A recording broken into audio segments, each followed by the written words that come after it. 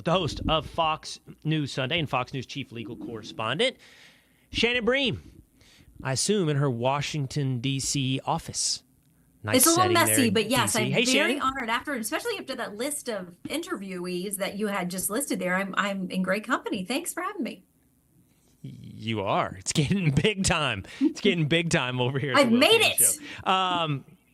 You have made it, Shannon. Last time I saw Shannon, she was dressed in an 80s jumpsuit, dancing like you've never seen the host of Fox News Sunday. I can promise you that. You never saw Chris Wallace dance like Shannon Bream. Get him to wear the outfit. I'm going to call him. Shannon, I was on with you a little bit earlier today on America's Newsroom. You and I both working on July 3rd.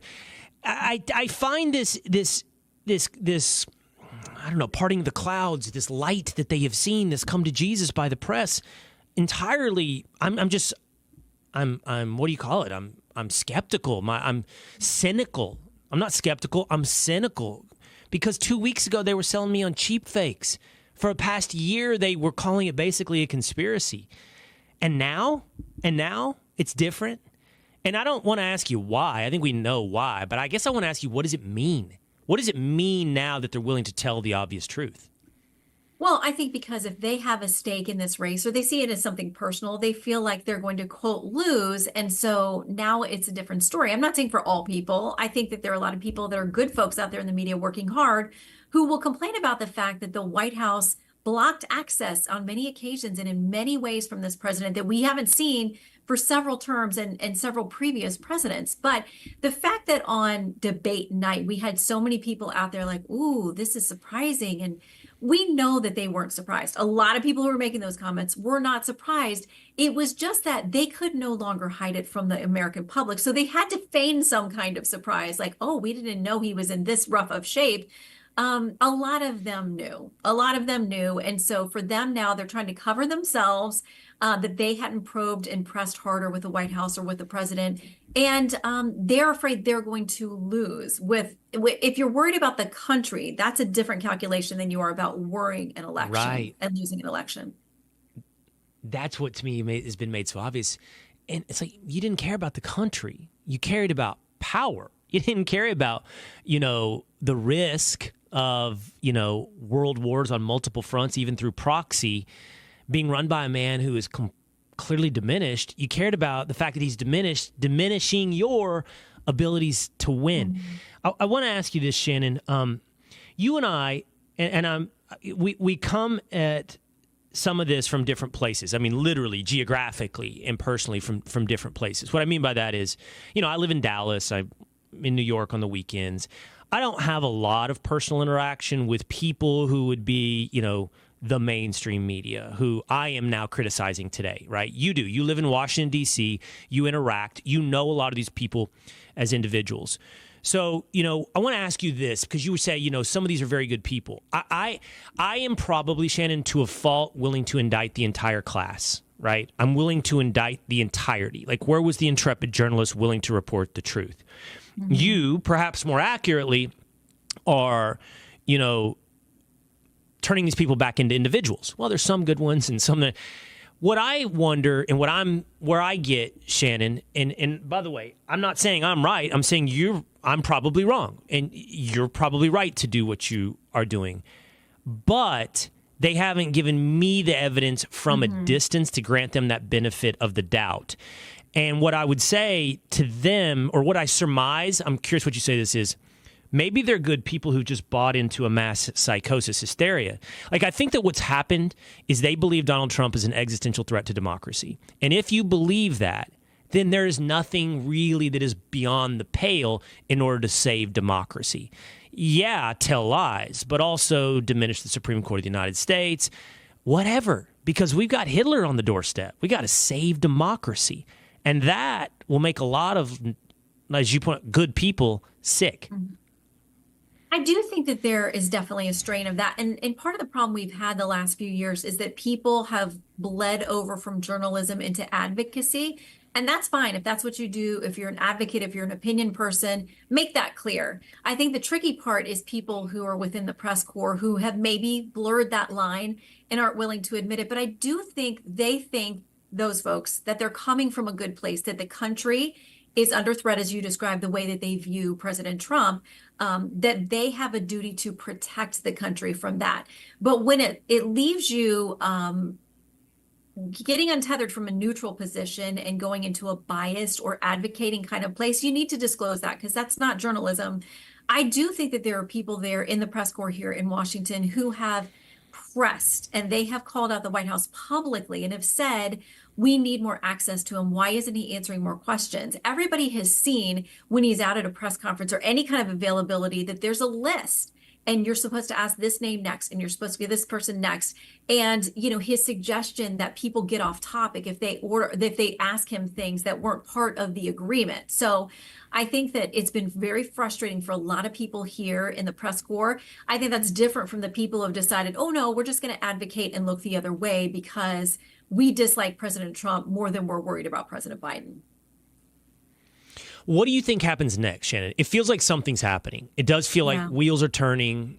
I made an analogy earlier in the show to NBA free agency. Like, it just kind of feels like at any moment we're going to get a tweet from Adrian Wojnarowski saying that, so-and-so has signed with the Los Angeles Lakers. It feels like at any moment we're going to get a tweet.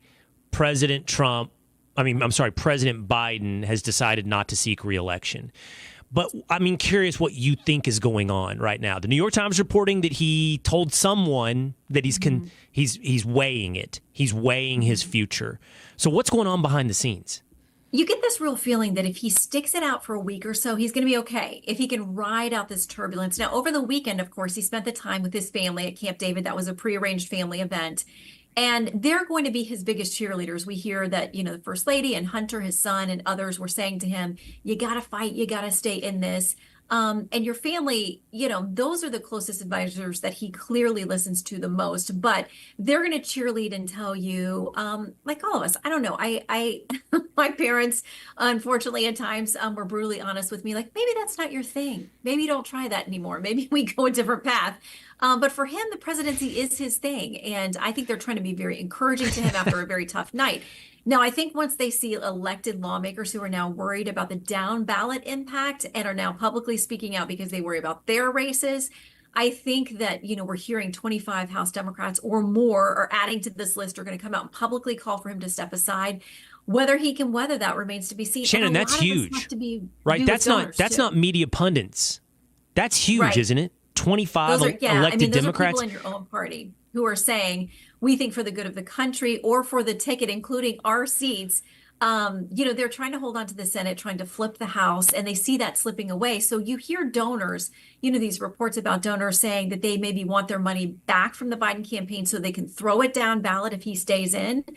So he's got a lot of pressure. And I do think there's a, quote, freak out at the White House among a number of staffers who, again, they're worried about the personal impact too. Where does my career go from here if this whole thing falls apart? So there are definitely cracks in his supports, for sure. Yeah, that's another part of this, Shannon, because with all the blame, like he had a cold, he had jet lag, he's been traveling.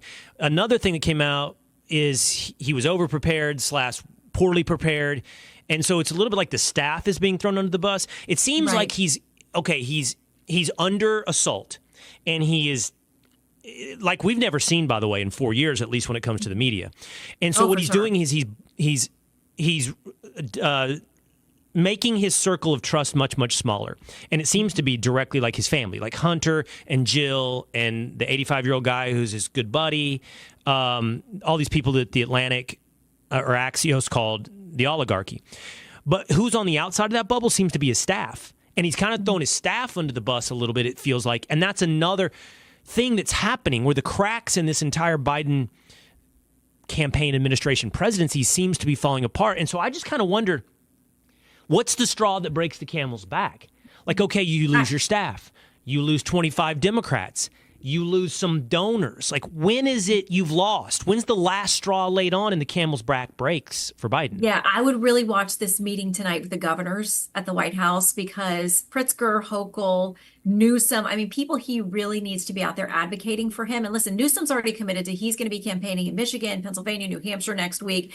So he's all in. And I think there's part of him that is very much trying to stay 100% in support of the president. So if this thing falls apart and somebody at some point says, let's pull Gavin Newsom into this conversation, he can say, I was out there campaigning for him. I stood by him, and I still stand by him. That's been his message. But this meeting tonight, it'll be interesting to see what comes out of that, because if they come out convinced, like he's sharp, he's with it, he can move forward, they're going to immediately be advocates for him. If we hear sort of crickets chirping from the Hochul, the Pritzker, the others along that line who haven't already committed as Newsom has to these other campaign stops, I think that's going to be very telling, because he needs them to be out there to be surrogates. And listen, we've reached out to numerous Democrats, governors, to come on the show this weekend. We've reached out to the Biden campaign, as we do every weekend. And a lot of people are just kind of taking this wait and see attitude. And I'm saying, listen, this is do or die time. If you're going to go out there and advocate, this is it. So I think that governor's meeting could be very telling tonight.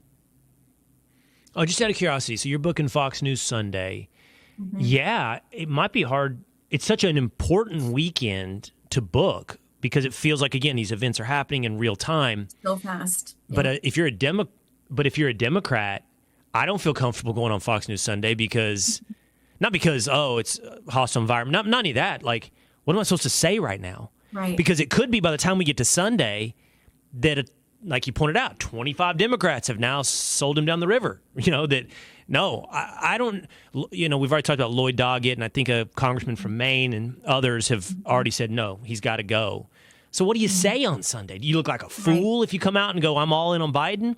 Do you look early if you say he should go? I don't know what you say if you're a Democrat. Yeah, well, last week we had Senator Fetterman, because he had been so full-throated in his defense, saying, listen, I know what it's like to have a bad debate and still win. He said a little curse word on Fox News Sunday, because he felt that strongly about it. Like, these people need to, in his tweet, it was chill the F out. But on our air, he said something similar, because he's like, these people got to get over it. Like, this is the nominee and we're moving forward. Now, I can tell you, we're talking to a couple of Democrats who have publicly called for the president to step off the ticket. I think one of them will land on the show Sunday to explain why they think that's the way to move forward. Like I said, we're talking to the campaign, like, okay, bring us your best defense, attorney to come argue why this ticket needs to stick together as it is. So listen, between now and Sunday is a world of time in politics. And so we'll see where we are. But we thought this is a week to have Democrats come and have this conversation about how they move forward. So, Shannon, is it your understanding, it's mine, tell me if we have this correct, the $93 million, I believe it is, that's raised by the Biden-Harris campaign, if Joe Biden drops out, that can't just be transferred over to Gavin Newsom or Gretchen Whitmer. Correct. Is that correct? And the only person, the only potential candidate that could inherit that $93 million is Kamala Harris? Yeah, because she's part of the Biden-Harris ticket. So that's the argument that's been made in these behind-the-scenes conversations that, do you want to unleash something where you have a free-for-all of a number of people who are in the bench we keep hearing about decide, okay, this is a historic opportunity. We all want to bite at the apple. Or do Democrats say we don't pull the plug on this thing unless we are already united behind who it's going to be? Is that the vice president? She said terrible polling that's been worse than the president through most of his presidency, but she's getting a little bit of a bump now as she becomes a real possibility. She's within striking distance of this latest poll with, President Trump. How that would really play out head to head, it would be I can imagine that he's going to, if she ends up being the nominee instead, he's going to want to talk about the border 24/7 and the role that she's done as the czar. But she is apparently the only one who could inherit that pocketbook, which will be critical whether Joe Biden stays on the ticket or not.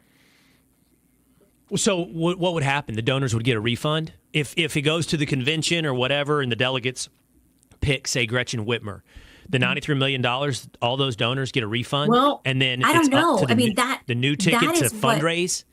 Well, think about if part of it is going through the DNC, I would imagine that their portion they can keep and would be able to try to funnel it to things that would help another candidate. You've got a number of outside groups that are responsible for a lot of this money too, but anything that's gone directly to the campaign, that's in question. We have read the articles and the reports that are out there with these donors, as we were talking about earlier, who've said, give me my money back so I can throw it down ballot and try to help House and Senate races. So I think because it's kind of unprecedented, nobody's exactly sure what would happen. Right. And I don't know if you're talking about the mystery just regarding fundraising or about how they'd pick someone too. So they go to an open convention. I mean, obviously, Yeah. whatever Joe Biden had to say would carry a ton of Right. weight. Obviously, if he said, Absolutely. give all my delegates to Gavin Newsom, but Mhm. I still like. Then all the delegates have a big debate. It's also so weird. It's like they're just pushing out the guy that they democratically elected in the name of saving democracy. Like whoever they is, the Right. media elites, the And political you're hearing elites. that even within the Democratic Party, there are those who are saying, Donna Brazile, one of the, big voices out there saying, this is what caucus goers and primary voters decided. More than 3,000 of these delegates have already been awarded to President Biden. He would absolutely have to open it up, but I gotta think he would have a real issue with going beyond his vice president. They made history with her. They've been partners in this thing. There are also warnings out there from a lot of folks who say, listen, she polls better than you do with voters of color, with younger people. She's been your point person on abortion, which has been the best issue for Democrats the last couple of years. She makes the most sense. And a lot of people out there saying, this is going to be seen as a big problem if you leapfrog her and go to another white guy. I mean, that's not going to play well with a chunk of the base who is not going to understand why you would choose this woman to be one heartbeat away from the presidency. And then when it really came time to support her, you didn't. I think President Biden is very, very well aware of that problem. What do you think, Shannon, about Kamala, really quickly? Like, if Kamala becomes the nominee, for me, all the cultural issues go to the front of the line for everything. Any argument or criticism made of Kamala will somehow be tied back into misogyny or racism. Abortion, as you pointed out, pushed to the front of the debate issues. What I wonder is the public's tolerance or appetite for that. It's just so... We're 4 years into this kind of fevered pitch racial reconciliation of America. And if it's Kamala, I can just imagine that's the protective cloak used to shield off any criticism. I just don't know where America is on, okay, enough of the race card. It's going to be tricky, I think, if that's what happens. Everybody's going to have to be very careful about the conversations that they have, but there can certainly be political attacks. I think back about a memo that we got about 4 years ago that came out from a number of groups that said, be careful how you talk about women of color, women on the ticket. Don't use things that refer to their appearance. Don't talk about them being shrill or ambitious. I don't know if you remember this memo, but it went out from a number of these organizations and it went out to the media saying, you need to be careful how you talk about these folks. It was before, just before the vice president was named to be the vice president on the ticket, but it was a warning about how you use language to talk about women and women of color specifically. So you got to know that those groups who issued that warning 4 years ago are very much going to be watching very closely every bit of a jab that goes towards the vice president if she ends up at the top of the ticket. But you got to be able to have political conversations. And like I said, I think the thing with the border is going to be tough for her, but she's been a great advocate for them on the issue that does drive Democratic voters, the base to the polls, and that's abortion. And it is on a number of state ballots this fall. So she'll be very effective on that front if she ends up at the top of the ticket, or the way that they're using her now as the number 2. So last question for you. And I'm looking at the Open Lab polling that you tweeted about. You wondered who leaked this, by the way. Yeah. And her polling is, at this point, according to those polls, better than Joe Biden. But so is Whitmer's. So is Newsom's. It's kind of, at this point, everyone's is better than Joe Biden's. And Buttigieg, by the way, was the best, I think, of all of them. I forgot him, but I think he polled the best in most of those swing states. Well, remember, he was such a headache for President Biden in Iowa and New Hampshire back in 2020. Who do you think has the best chance to beat Trump? Like, of those, who would have the most appeal against Trump? I mean, I think you got to go somebody with name recognition. I mean, if you really want to do a contrast on age issues, you go with a Secretary Buttigieg. Now he is a cabinet member. I think Gavin Newsom has some real problems that will be easily targeted by Republicans and conservatives if they go after him. But he also super telegenic. He's a very likable guy. I just don't know. I mean, Gretchen Whitmer, allegedly, she turned down an offer to join President Biden on the ticket last time around, but she is very popular on the left, and I think that she would fill a lot of holes for them. I mean, being a woman, being a lot younger, and apparently why she's did she turn it down? So we'll see. She should. What's that? What a mistake! Like she could be on the. Why did she turn that down? What a mistake! She could be on the doorstep of the presidency. I think that there was real concern from her team last time around that Biden wasn't going to win and potentially she would be tied to a losing ticket, hurting her future Right. ambitions and efforts. And maybe that's not true at all, but the report was that they wanted her on the ticket and she took a pass. Wow. All right, Shannon Bream, I hope you get some time tomorrow. Do you? Are you going to be able to celebrate the 4th of July? I am going to working tomorrow work as from well? home. I will be wearing flag-themed apparel, and there might be a cookout. Okay. How about you? Okay. Yeah, I'm going to a lake. I don't know what I'm going to do. I intend to be on some water. Best place to be. And yeah, well hydrated. All right, Enjoy. Shannon. So I hope you happy 4th of July. Thank you. You too.